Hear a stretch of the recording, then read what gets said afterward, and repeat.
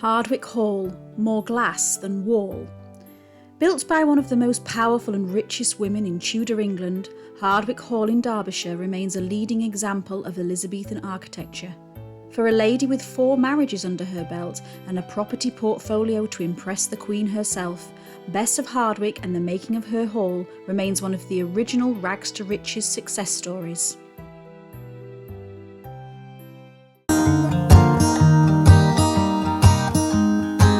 Hello and welcome back to the channel, The Wanderlust Way. In today's video we're going to visit the iconic Hardwick Hall in Derbyshire, England. Created by the ambitious Bess of Hardwick, who rose from a modest background to becoming a close friend of Elizabeth I and one of the richest women of her time. Her impressive house at Hardwick is perfectly symbolic of her rise to wealth and power. We'll take a walk through this leading example of an Elizabethan masterpiece whilst unpiecing the story of how a gentleman farmer's daughter rose to become a countess and grandmother to a possible heir of the English throne. Stay to the end though if you are a movie fan, as we'll finish off by seeing if you can recognise the hall from its famous film appearances. So sit back, relax and enjoy the video. If you do enjoy it, please hit the like button at the end so we know it was good, and if you'd like to see similar content in the future, please subscribe to come along on more journeys. Bess of Hardwick. 4 times the nuptial bed she warmed, and every time so well performed, that when death spoiled each husband's billing, he left the widow every shilling. Elizabeth Hardwick, now famously known as Elizabeth Shrewsbury or Bess of Hardwick, was born sometime around the year 1527. We don't know the exact time of her birth as there are no records surviving. By the time she moves into Hardwick Hall, Bess, now Countess of Shrewsbury at around 70 years old, is the richest woman in England after the Queen.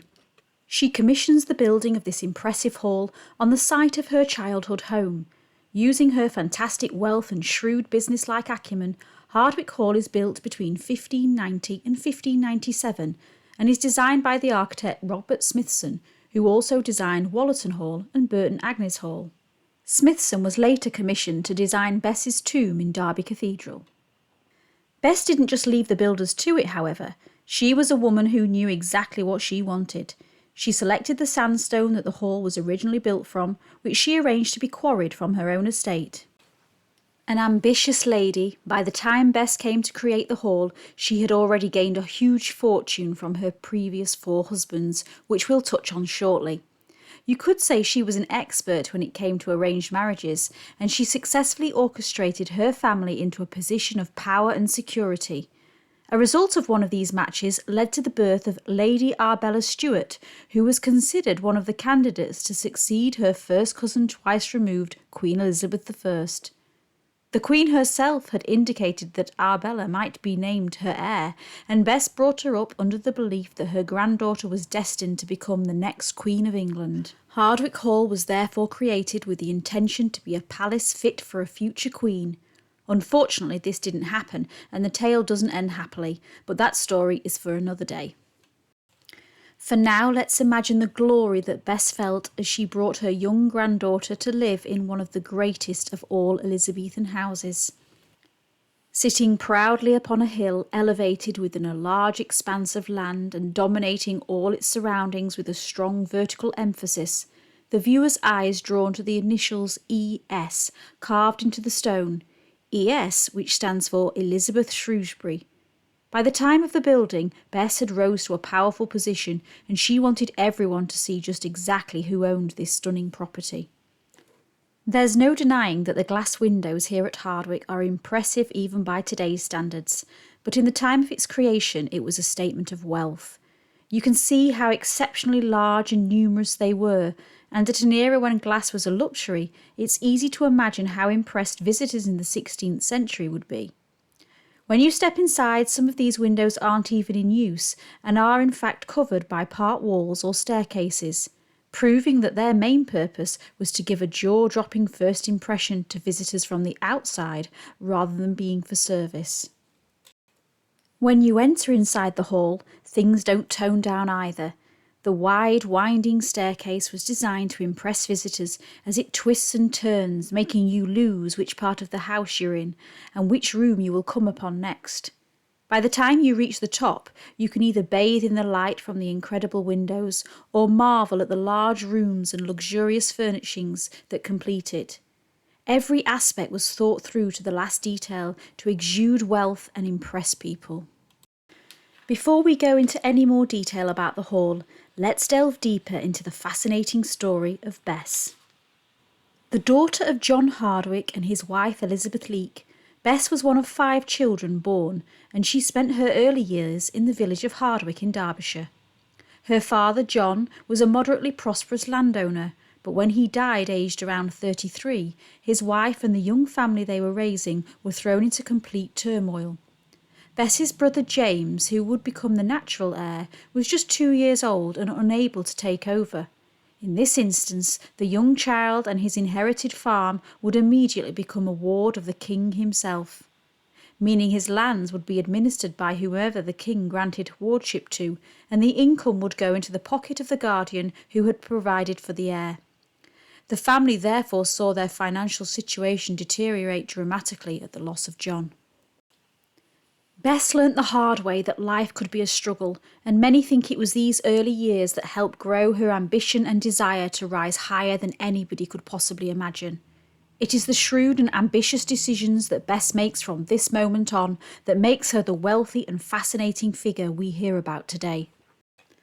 Around the age of 15, Bess marries her first husband, Robert Barley, but the marriage is not to last long. Robert is a sick boy and Bess practically becomes his nurse for their short time together.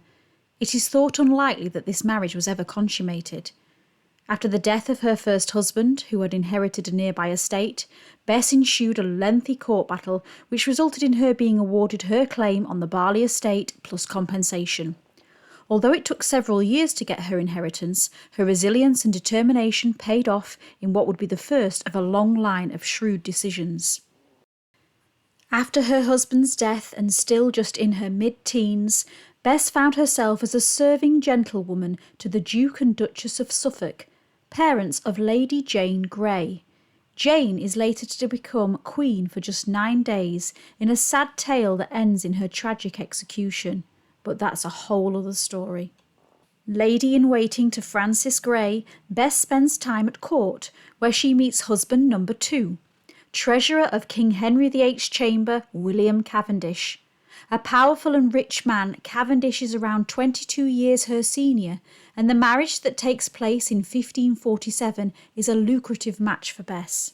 William's fortune had been made following the dissolution of the monasteries, and possibly acting on Bess's advice, Sir William sold his lands in the south of England and bought the Chatsworth estates in her home county of Derbyshire.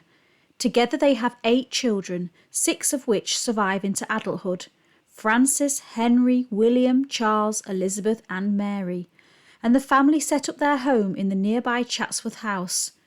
Cavendish propels his wife into royal circles, and she learns to acquire skills of accounting and estate management from him, lessons that she never forgets and sets her in good stead for managing her future wealth.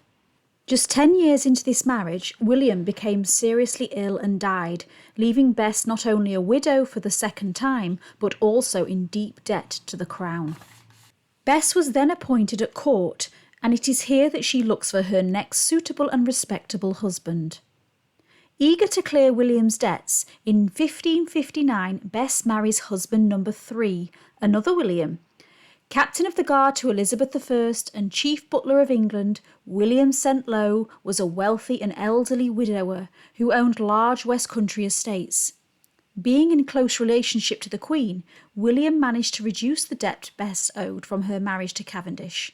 The new William also generously pays the debts back on her behalf.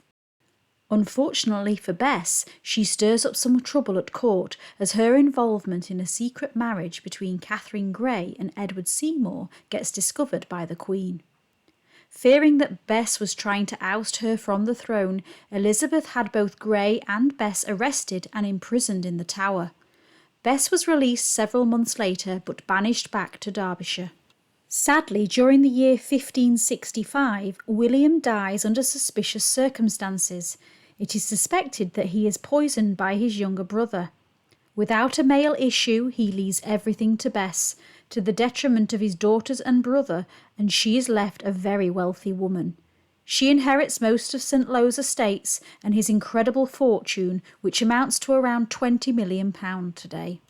By now wealthy enough to live independently, Bess, who still retains her looks and good health in her late 30s, begins to be courted by a number of important men.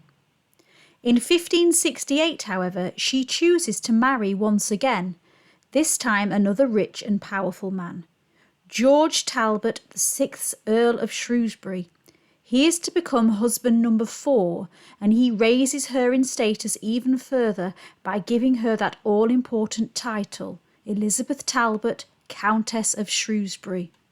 George is a very important man in the Elizabethan world, having taken over his father's position of Chamberlain of the Exchequer and being created a Knight of the Garter, which is the most senior order of knighthood in the British honours system. A position appointed by the sovereign, it is therefore an indication of how well positioned George was in the court of Queen Elizabeth I. George, being an important earl, had a vast array of houses and castles in the interior of the kingdom, and it was this reason and his close relationship with the court that he was selected to be the keeper of Mary, Queen of Scots, when she was imprisoned by her cousin Elizabeth I. At this point, Elizabeth's disappointment in Bess had obviously waived, as together with her husband they had been given such an important and trusted job. Shrewsbury became the custodian of Mary in 1569, and she remained in his charge for 14 years. Most of the time of this was spent at Sheffield Castle. It is not believed that Mary came to Hardwick, however there is a room here that has been dedicated to her. It is during this time that Bess and Mary did needlework together, the most famous of which is known as the Oxburgh Hangings, which are held in Oxburgh Hall in Norfolk. The walls inside Hardwick Hall today are adorned with an abundance of embroidered tapestries, which visitors can enjoy at their leisure. The keeping of a queen was no modest task, however. Despite being a prisoner as such, she was still to be kept in the manner of a queen, and with the needs of hers and her household being extensive, even for one of the richest men in England, the Earl eventually became annoyed at the expense. By the end of her incarceration, Shrewsbury's health, wealth and marriage had been seriously damaged. As husband and wife, things were not good, and Bess had moved back to Chatsworth, estranged from him. There were rumours that George, who at some times was the only person legally allowed to visit Mary, had been having an affair with his prisoner. It is believed, in fact, that Bess spread these rumours. Let me know in the comments what you think about that. As history reminds us, Mary was executed in 1587. By the end of this year, George was a broken man. From this time until his death around 3 years later, he lived quietly at Handsworth Hall near Sheffield, with Eleanor Britton, a servant in his household. At his death in 1590, George Talbot, the 6th Earl of Shrewsbury, makes Bess a widow for the 4th and final time. From Talbot, she managed to secure a title as she becomes the Dowager Countess of Shrewsbury. Earlier on in the relationship, she'd also married off 2 of his children to 2 of hers, sealing the destiny of not just herself, but of her family also. At the time of his death, Bess, however, was living mostly at Hardwick Hall, and this is where she spent the rest of her final days. On her death at 5 p.m. on Saturday the 13th of February 1608, aged around 81 years old, she was one of the richest and most powerful women in the kingdom. Her legacy and story will live on, not only through the lives of her descendants, but also through the incredible buildings she leaves behind, most importantly the one we're at today, Hardwick Hall. Now owned by the National Trust, it's an incredible place to visit and soak up some history whilst enjoying both inside the house and the gardens. There is plenty available here to spend a full day with shops, a cafe, picnic areas and walks. We also stumbled across the Hardwick Hall Inn, just a short walk away, which is also steeped in history, and I would highly recommend this place for a pit stop. I did also promise at the beginning of this video to mention its links to film. Harry Potter fans may notice that Hardwick Hall was in fact used for the exterior design of Malfoy Manor in Harry Potter and the Deathly Hallows Part 1, but CGI was used for the towers. Some of the indoor scenes from the movie weren't filmed here, but this is said to have inspired the film sets. Can you see the resemblance? Let me know in the comments. In Mary Queen of Scots movie, the hall and grounds at Hardwick were used as external shots of Hampton Court Palace, including a scene where actress Margot Robbie, Queen Elizabeth I, is standing on the roof of Hardwick Hall. The roof is closed to visitors. If you're planning on visiting this area in the future, please subscribe for next week's video where I'll show you where we stayed overnight for our trip. Thank you to everyone for watching. Please give us a thumbs up if you've enjoyed the story, and do head over to us on social media if you'd like to engage or see behind the scenes photos. Thank you.